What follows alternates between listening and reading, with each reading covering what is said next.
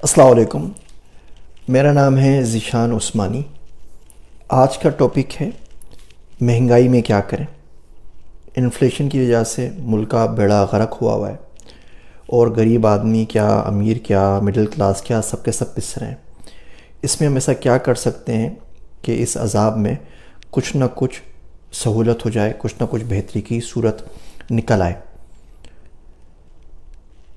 हम लोग एक ही जॉब कर रहे होते हैं और साल के आखिर में 3% इंक्रीमेंट लगता है, 5% लगता है, 10% लगता है, 15% लगता है और उस पर खुश हो जाते हैं। जबकि अफरात ज़र की जो शरह होती है वो 40% होती है इन्फ्लेशन।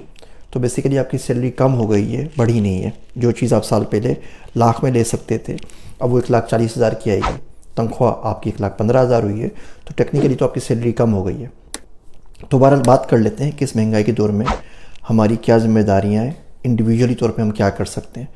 मुल्क को भूल जाइए, गवर्नमेंट को, हुक्मरानों को भूल जाइए, इन लोगों का आपसे कोई ताल्लुक़ नहीं है।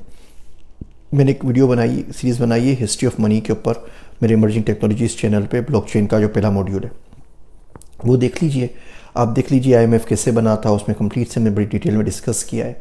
ब्रेटन वुड्स कॉन्फ्रेंस में क्या हुआ था, किस तरीके से दुनिया ने गरीब मुल्कों को अपने शिकंजे में जकड़ दिया है। कोई फ़र्क नहीं पड़ता कौन सी गवर्नमेंट आए और कौन सी नहीं आए। यही IMF है, यही वर्ल्ड बैंक है, यही यूनाइटेड नेशंस है, यही डॉलर है, यही पेट्रो डॉलर है, यही अमेरिका है। इससे आप निकल नहीं सकते। एक लंबी प्लानिंग चाहिए, बहुत सारे काम करने। ना हमारे आमाल ऐसे हैं, ना हमारे सियासतदान ऐसे हैं, ना हमारे पास वो विजन है कि निकल सकें। तो बजाय इसके कि हम इस उम्मीद में ज़िंदगी बर्बाद कर दें अपनी कि हुक्मरान कुछ करेंगे, कोई मौज़ा आएगा, कोई वलीउल्लाह आके हमारी मदद करेगा, ऐसा कुछ भी नहीं हो रहा। तो हम अपने तय जो कर सकते हैं वो कर सकते हैं। पाकिस्तान में लोगों को हम चलें समझने के लिए, आसानी के लिए 3 कैटेगरीज़ में डिवाइड कर लेते हैं: अमीर, गरीब और मिडिल क्लास। अमीर से बात करना शुरू करते हैं कि अमीर क्या करे इस महंगाई के दौर में, फिर मिडिल क्लास पे बात कर लेंगे, फिर गरीब के ऊपर बात कर लेंगे।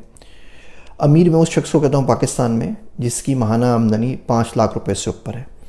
तो 5 लाख से लेके 50 करोड़ तक, 5 अरब तक जितने भी आप महीना कमाते हैं तो आप अमीर हैं।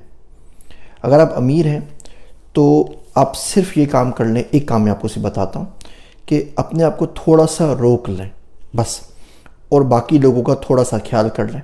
मैं आपको मिसाल देता हूँ। आपने घर में कुत्ता पाला हुआ है। अब आप ये करें कि आप इस मुल्क के गरीब बच्चों से इतनी मोहब्बत कर लें जितनी कि आप कुत्ते से करते हैं, बस ज़्यादा ना करें। बात बुरी लग रही है ना मेरी आपको, तलख भी लग रही है, लेकिन मैं जितने मेरे दोस्त हैं जिन्होंने पेट्स रखे में, कुत्ता, बिल्ली, तोता, कबूतर कुछ पाले में, मैं उनको ये बोलता हूँ कि पाकिस्तानी बच्चों से इतनी मोहब्बत कर लो, या उम्मत के बच्चों से इतनी मोहब्बत कर लो जितनी इन जानवरों से करते हो, बस काफ़ी लोगों का भला हो जाएगा। मस्जिद का इतना एहतराम कर लो जितना सिनेमा हॉल्स का, थिएटर का करते हो। वहाँ तो किसी का मोबाइल नहीं बजता ना, नमाज में सबका बज रहा होता है। इतना कर लो। नेकी इतने छुपके कर लो जितनी छुपके कोई गलतकारी करते हो, कोई उल्टी सीधी फिल्में देखते हो, तो बहुत से लोगों का भला हो जाएगा। हज की सिर्फ इतनी प्लानिंग कर लो जितना बाहर फ़ॉरेन ट्रिप के लिए प्लान करते हो। ज़िंदगी में सिर्फ इतना सदका कर दो जितना अपनी शादियों के ऊपर लगाते हो, बहुत सौ का भला हो जाएगा। तो आपने अपने आप को सिर्फ थोड़ा सा रोक लेना है। मिसाल के तौर पे आप फूड पांडा पे ऑर्डर मंगवाते हैं, और हम तो डेटा सेट्स के बंदे हैं तो हमें तो डेटा में नज़र आ रहा होता है। 2.5 लाख ऑर्डर्स होते हैं पाकिस्तान में फूड पांडा के सिर्फ वीकेंड के ऊपर। अब ये 2.5 लाख लोग बर्गर्स, पिज़्ज़ा, लजानिया, बाकी चीज़ें, पास्ता, ये चीज़ें मंगवाते रहते होंगे। तो आप हर दूसरे दिन मंगवाते हैं, तो एक दफ़े महीने में रुक जाएँ, बोले यार आज नहीं मंगवाते। पाकिस्तान में बहुत से लोग भूखे होंगे तो बच्चों ऐसा करते हैं आज कुछ और खा लेते हैं, घर में कोई अंडा डबल रोटी खा लेते हैं, घर में कुछ बना लेते हैं, साग वगैरह दाल बना लेते हैं। अच्छा चलो बाहर से इटालियन नहीं मंगवाते, कोई ज़्यादा महंगा खाना नहीं मंगवाते, स्टूडेंट बिरयानी मंगवा लेते हैं। अब ये 2-4 हज़ार रुपये जो बच जाएंगे ना, ये हम खाना ऐसा करते हैं, सिग्नल पे जो बच्चे खड़े हुए होंगे ना लाइट के ऊपर, उसको देकर आ जाते हैं, किसी गरीब को दे देते हैं। ऐसा करें, उसी फूड पांडा से ऑर्डर करें, वही खाना ऑर्डर करें। एड्रेस अपने घर के बदले किसी गरीब के घर का दे दीजिए, अपने ड्राइवर का घर का एड्रेस दे दीजिए, मासी के घर का दे दीजिए, मेड का दे दीजिए, किसी कुली के घर का दे दीजिए। उसको आप सरप्राइज़ उसके पास थोड़ी सी ग्रोसरी भेज दीजिए। चलिए खाना नहीं भेजते तो वो इंस्टाकार्ट टाइप की कोई ना कोई पाकिस्तान में होगी जो ग्रोसरीज डिलीवर करती होगी ऐप, तो ग्रोसरीज उसके घर में 4-5 हज़ार रुपये की डिलीवर करवा दें जितने में आपका खाना आना था। आप महीने में 4 दफ़े मैकडोनल्ड जाते हैं, ज़रूर जाइए, एक दफ़े रुक जाइए। आज बोलें कि आज जो मैं 4-5 हज़ार रुपये के बर्गर लेता उसके बदले में कोई और काम कर देता हूँ। आप साल में 4 ट्रिप्स के ऊपर जाते हैं बाहर, 3 कर दीजिए, एक पे रुक जाइए कि ठीक है यार कुछ और काम कर देता हूँ। आप जाके शॉपिंग करते हैं और 2-2 3-3 लाख रुपए की शलवार और कमीज़ें लेते हैं, उसके अंदर किसी बच्चे की शादी हो सकती है जितने में आपका एक जोड़ा आया है, जितने में आपकी एक घड़ी आती है ना, उसमें बहुत आराम से किसी बंदे का पूरे महीने का घर खर्च चल सकता है। जितने में आप शो ऑफ के लिए कुर्बानियाँ ले रहे हैं ना, आप 1 कर लें जो फ़र्ज़ है, 2 कर लें, 3 कर लें, लेकिन जो इतनी बड़ी बड़ी गायें और बैल आप लेके आते हैं लाखों रुपए के सिर्फ शो ऑफ करने के लिए, उसमें गरीब के पूरे मोहल्ले की कुर्बानी हो जाएगी। अपने आसपास लोगों से मालूम करें कि जी कौन से ऐसे बंदे हैं जो इस साल कुर्बानी नहीं कर सकते। अब आप क्या करें, एक बकरा लें, अच्छा सा बकरा लें और आप उनके घर पर बांध कर आ जाइए कि जी कुर्बानी हमारे पास है, हमारे पास रशे टाइम नहीं है, आप हमें जब से कर लीजिए और कसाई भी बुक करवा दिए, कसाई के पैसे भी उस गरीब को दे दीजिए और जैसे गोश्त बांटना है बांट लीजिए। तो अमीरों को सिर्फ एक बात बोलूँगा कि थोड़ा सा रुक जाएं, जो कुछ कर रहे हैं सोच लीजिए। आपको यकीन नहीं आएगा, हमारे पास मुल्क के अंदर लेडीज़ जाके जो ये लॉन्जरीज होती ना, पेंटीज़ और ब्राज होती ना, एक एक वक्त में 2.5 लाख 3-3 लाख की ले लेती हैं इसी पाकिस्तान के अंदर।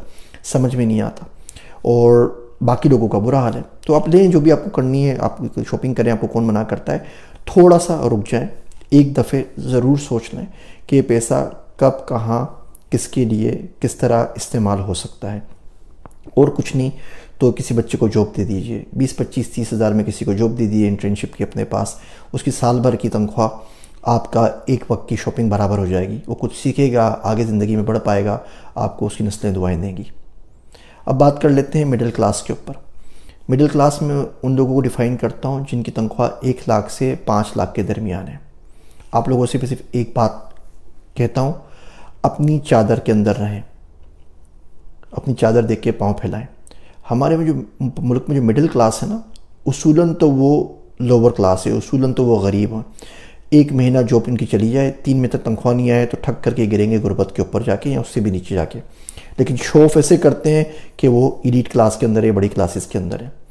आपके घर का किराया आपकी तनख्वाह का 15 से 20% से ऊपर नहीं होना चाहिए। मिसाल के तौर पे अगर आप लाख रुपए कमाते हैं तो घर का किराया 15-20 हज़ार रुपये होना चाहिए। आप 2 लाख रुपए कमाते हैं तो 40 हज़ार रुपये तक का घर किराए के ऊपर ले लीजिए। हमारे पास रोना ये है कि बच्चे की तनख्वाह 3 लाख होती है, घर का किराया 1.5 लाख रुपये होता है, कि उसको शो ऑफ करना होता है कि वो नीट के अंदर है, वो महंगे जगहों पर, डिफेंस में, बहरिया में, इस जगह के ऊपर घर ले रहा होता है शो ऑफ करने के लिए। बिल्कुल इसी तरीके से लाख रुपए कमा रहा होता है, बच्चे की शादी के ऊपर आप जाएं तो पता चलता है शादी के ऊपर 23 लाख का खर्चा हो गया। कोई बात समझ में नहीं आती कि बेटा आपने अपनी 2 साल की तनख्वाह एक शादी पे, एक दिन के फंक्शन के ऊपर लगा दी, इतनी महंगी तो मेरी शादी नहीं होती यार, तो आप क्या कर रहे हो, लेकिन समझ में नहीं आती। तो आपकी जितनी चादर है आप उस पर पाँव फैलाइए और जितना ज़्यादा बचत कर सकते हैं उतनी बचत करें। अगर आप बाहर मूवी नहीं देखेंगे तो कोई फ़र्क नहीं पड़ जाएगा, ना देखें। बाहर खाना खाना बिल्कुल छोड़ दीजिए, सेविंग्स करें।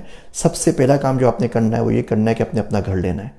वो नहीं होगा 10 मरले का, वो नहीं होगा 1 केनाल का, वो 5 मरले का होगा, छोटा सा होगा, इतनी अच्छी जगह नहीं होगा, डिफेंस में नहीं होगा, गुलिस्तान जौहर में होगा, गुलिस्तान जौहर में नहीं होगा, पिपरी में होगा, गुलशन हदीद में होगा, मलीर में होगा, कहीं ना कहीं अपना घर तो होगा ना, क्योंकि फिर उससे आपके पैसे बचेंगे ना, जो 15-20-30% आप लगा रहे थे महीने के, वो भी बचेंगे। उससे आप बच्चों की तालीम कर सकते हैं, किसी दूसरे मुल्क घूमने के लिए आ सकते हैं, कोई छोटा मोटा बिजनेस कर सकते हैं, बहुत सारे काम कर सकते हैं। तो पहला काम आप ये करें कि सेविंग्स थोड़ी सी करें, अपनी चादर में रह के अपने पाँव फैलाएं। दूसरा काम ये कर सकते हैं कि साथ में छोटा मोटा कोई बिजनेस कर लीजिए। आप जॉब कर रहे हैं 9 to 5, बिल्कुल ठीक बात है, शाम में आपके हज़ारों काम कर सकते हैं। आप मंडी से चीज़ें ले सकते हैं, आप दराज पे चीज़ें बेच सकते हैं, आप अमेज़ोन के ऊपर चीज़ें बेच सकते हैं, कोई स्किल सीख सकते हैं। तालीम पे पैसा लगाइए थोड़ा सा और बाकी लोगों को गाइड कीजिए। अब बात करते हैं गरीब लोगों की। गरीब लोगों में पाकिस्तान उनको काउंट करता हूँ जिनकी तनख्वाह महीने की या घर की आमदनी, हाउस होल्ड इनकम 1 लाख रुपए से कम है। तो सीधी बात है, आपका गुजारा नहीं है। मैं आपको नहीं बोलूँगा कि आप 4 के बदले 3 कप चाय पिएँ, 2 के बदले 1 रोटी खा लें। जो आप खा रहे हैं वो कर रहे हैं, बचता आपके पास कुछ नहीं है, तो मैं कोई बात नहीं कर सकता कि ये करें वो करें। लेकिन आप 2-4 चीज़ों के ऊपर गौर कर लीजिए। पहली बात ये कि सबसे ज़्यादा टाइम पाकिस्तान में जो ज़ाय करता है वो गरीब है। सबसे ज़्यादा टाइम जिसका ऑप्टिमाइज़ होता है वो बंदा अमीर होता है। तो अपने टाइम को बर्बाद ना करें लोगों के गॉसिप्स करके, फिल्में देख के, गाने सुन के, एक के बाद एक मोटिवेशन स्पीकर्स की सारी बकवास सुनते सुनते कोई फ़ायदा नहीं हो रहा। आप एक बंदे की वीडियो देखते हैं, फिर दूसरे की देखते हैं, फिर तीसरे की देखते हैं, फिर चौथे की देखते हैं। भाई कोई मैजिक नहीं होगा कि आपकी बात बदल जाए, कोई ऐसा बल्ब ना, लाइट बल्ब ऑन नहीं हो जाएगा कि जिसके बाद आपकी ज़िंदगी पूरी की पूरी बदल जाए। आपने खुद ही पित्ता मारी की मेहनत करनी है। आप जो काम कर रहे हैं बिल्कुल ठीक कर रहे हैं। अगर आपके अब्बू पैसे कमा रहे हैं, आप घर में फारिग बैठे हुए हैं, कोशिश करें अंग्रेज़ी सीखें, कोशिश करके दोस्त अच्छे बनाएं जो आपको आगे की तरफ गाइड करें, कोशिश करके फजूल कामों से निकलें, इस टिकटॉक से निकलें, ये कौन सा मनहूस गेम है पबजी, इससे निकलें। इससे ज़िंदगी आपकी कहीं नहीं जाएगी, कोई इसमें करामात नहीं होंगी, कुछ नहीं कर सकते। जो टाइम किल करते हैं ना, ये टाइम आप किल नहीं कर रहे, टाइम आपको किल कर रहा है, आपका ज़िंदगी बर्बाद कर रहा है। लोड शेडिंग है, बाकी सारे मसले हैं, आप निकल गए डंडे लेके लोगों को मारने के लिए, एहतजाज करने के लिए, कोई फ़ायदा आपको नहीं हो रहा।